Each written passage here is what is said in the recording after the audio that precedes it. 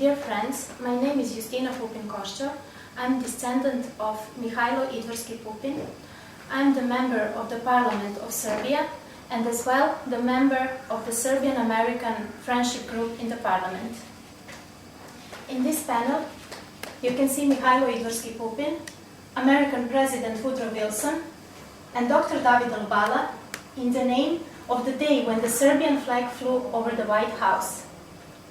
Let me just read for you the words that American President Woodrow Wilson said. It is fitting that the people of the United States, dedicated to the self-evident truth that it is the right of the people of all nations, small as well as great, to live their own lives and choose their own government, and remembering that the principles for which Serbia has so nobly fought and suffered are those for which the United States is fighting. And as well, the words of Robert Lansing, who was the Secretary of the State at that time.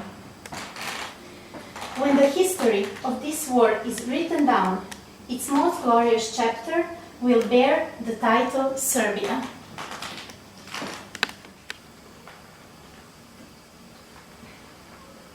In the First and Second World War, we nurtured friendship and alliance. That's why it is important that we make an effort and reset our relations and turn them in the direction of the traditional friendship of our people. Administrations are changing, but the feelings of the people, despite the difficult circumstances, have remained unchanged. Listening to the voice of Serbian and American people, it is the duty of all administrations and institutions to keep the course of old friends and allies, in accordance with the will of their people. Woodrow Wilson listened to the voice of his people, and he was right.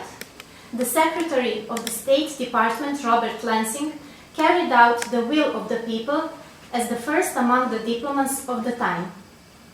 And he was right.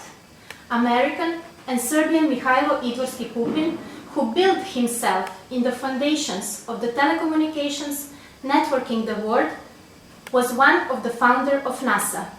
He believed in American dream. His dream came true. But he also believed in Serbia.